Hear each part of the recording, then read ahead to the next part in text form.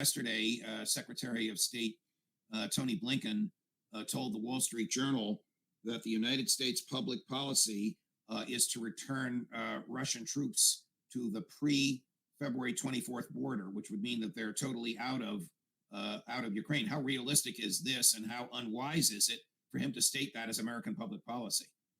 Well, if his intention is to ensure that there can be no negotiations, then he succeeded, because that's unacceptable to the Russians. Perhaps that's the reason he did it. But is this a realistic public policy of the United States, that any amount of any rational amount of force introduced by NATO or United States dollars could have as a realistic goal the removal of all Russian forces to the pre-February 24th border, or to where they were on February 23rd? It's the impossible dream. We ought to just forget about it. It's an irrelevant statement. It's unworthy of any attention. Okay. You recently commented to me off air about some comments that President Putin made, which were very, very intriguing. I found them intriguing, and I think the audience will as well, concerning nuclear weapons. What did President Putin say, and how does it interact with American policy with respect to the use of nukes?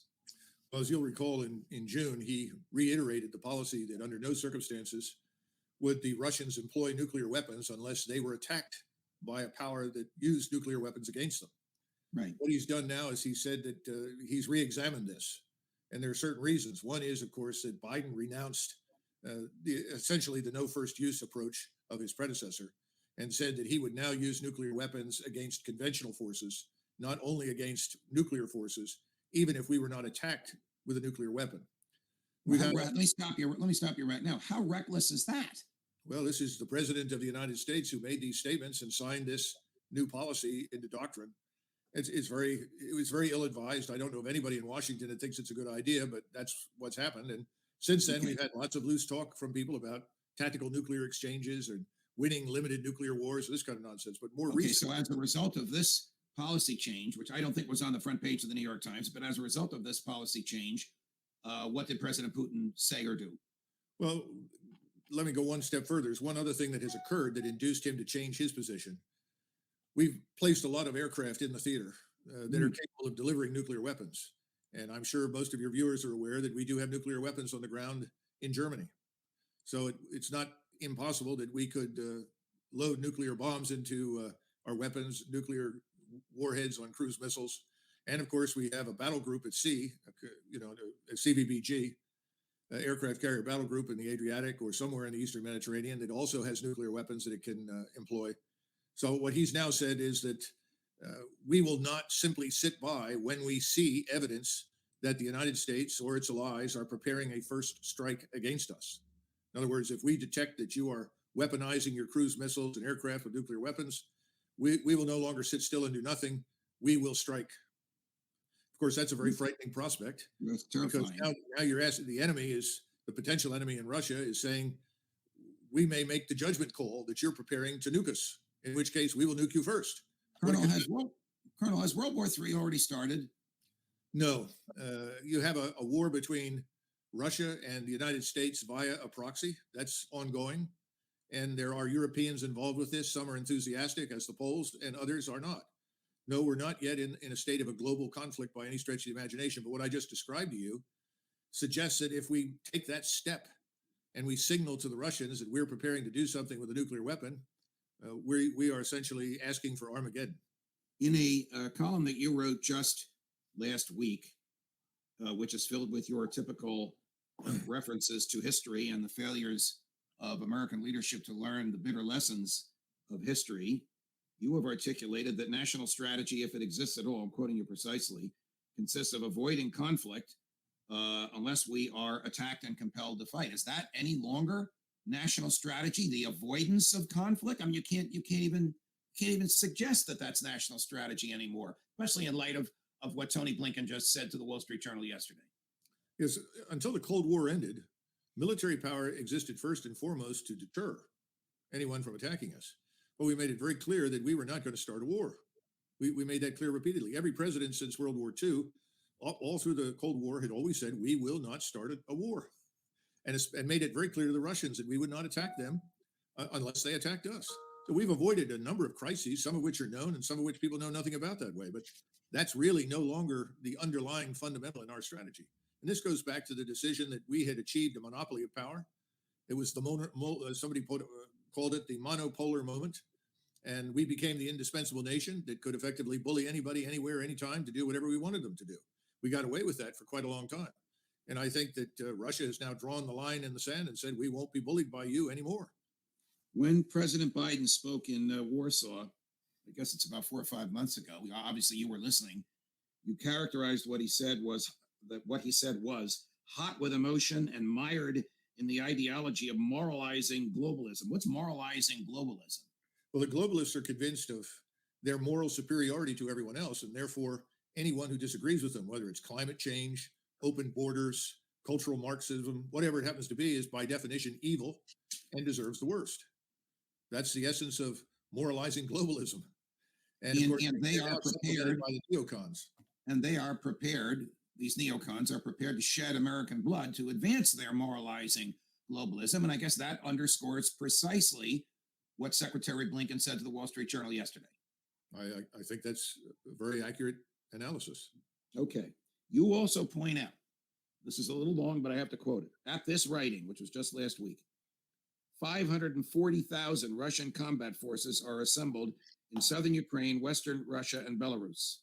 The numbers continue to grow, but the numbers already include 1,000 rocket artillery systems, thousands of tactical ballistic missiles, cruise missiles, and drones, and 5,000 armored vehicles, and 11,000 tanks, hundreds of unmanned fixed-wing attack aircraft, helicopters, and bombers. Actually, there's 1,500 tanks. Okay. Then, of course, you said, in the greatest understatement in the modern age, this new force has little in common with the Russian army that intervened months ago on February 24, 2022. Okay, so President Putin is now serious. If he's amassing 540,000 troops plus all this other hardware, is there any way that that America and its whoever else is involved, Poles, etc., can possibly negate or neutralize that? Well, militarily, no. I don't think there is, but I still think if we were willing to negotiate on the basis of no preconditions, in other words, both sides come together and are willing to talk without demanding or anything. This nonsense of you have to leave Ukraine before we talk to you has to be dropped. No, that's not going to happen. That's not going to happen. Then I think you could forestall this, or perhaps eliminate the disaster that is staring us in the face, which is the complete destruction of Ukraine, its armed forces, and its government. But I don't know that that's possible. But militarily, no. Right now, they are dispersed in those areas that I just told you. In fact, I found out earlier today that massive numbers of trains have carried huge quantities of equipment and military personnel from Russia west into Belarus, Western Russia, and into southern Ukraine. Those have slowed now to almost a trickle. So most of the movement is over. The forces are there, and they're probably exceed at this stage of the game the 540,000 I pointed to. They may be closer to 600 for all we know. And that has to be, when you start counting these things, that has to be done by a combination of people on the ground, as well as people that have access to space-based or commercial satellites that can see what's there. Since the last time we spoke, Colonel, the Russians have revealed that a third drone attack occurred within a couple hundred miles of Moscow, and that it emanated from Ukraine, assuming it did emanate from Ukraine. And this drone attack destroyed a Russian fuel depot. U.S. intel is obviously on the ground in Ukraine. I'm going to assume, you correct me if I'm wrong, I know you're a tank commander, not intel, but you certainly know the basics better than anybody. The U.S. intel is not only spying on Russia, it's spying on the Ukrainians. So the U.S. government must have known, I think, forgive me if I'm extrapolating beyond what is rational to the military mind, the U.S. government must have known that those drones were going to be fired. And since they were going to be fired into Russia, I would think somebody at the Pentagon or even the White House ought to have known that, either signed off on it or knowingly looked the other way. Your thoughts on this? Well, more details are emerging slowly about these actions. The one at Engels Air Force Base was the most serious one, not because it did any damage. It killed some people, but it didn't do any serious damage. It killed Russians. But that base is the centerpiece of the, let's put it this way, the airborne nuclear deterrent. So that attracted a lot of attention. The other base is much less important. And I don't know anything about how much damage was done at this fuel storage area. Luckily for the Russians, fuel is the least of their concerns. They're swimming in it. So that's not going to make much difference. There is information that is beginning to emerge that suggests that these drones were not launched from Ukraine. They were launched from within Russia. And what most Americans don't understand is that Russia is enormous in size. Its border is not uniformly protected as it was under the Soviet Union. There are vast areas of the Russian border that are open, and you can move into Russia from the Caucasus, from Central Asia, even potentially over the border from Finland, though this doesn't appear to have been the case this time. So it's not impossible that these drones were launched and then small teams of people infiltrated near the targets and provided the last terminal guidance to these aircraft. Okay, Now, well, we other know that parts- we know Ukrainian saboteurs are in Russia because we know Yeah. of the car bomb assassination that occurred almost under Putin's nose a few months ago. Right. There's something else here. There's a possibility that these drones, which are very large, by the way, these are not small by any means, may have flown where commercial airliners fly. They could have even had transponders on them that conveyed the impression that they were commercial, not Oh, military. boy. We just don't know, but that's a distinct possibility. So if they launched them from inside Russia, used commercial airline approaches through the country, that would have masked what they were. And that explains why the integrated air defenses did not pick up on them. Okay, let's get back to who could have authorized this or known about it. Is it Well, an awful lot of things happen, Judge, that may or may not reach the President of the United States. I know that's Okay. frightening to people, but we need to come to terms with that reality. You okay? have a national security advisor. There's a special portion of the law in which the president devolves some key responsibilities that he has to his national security advisor that Right. allows the national security advisor to sign off on certain activities. This includes, for instance, internal domestic surveillance.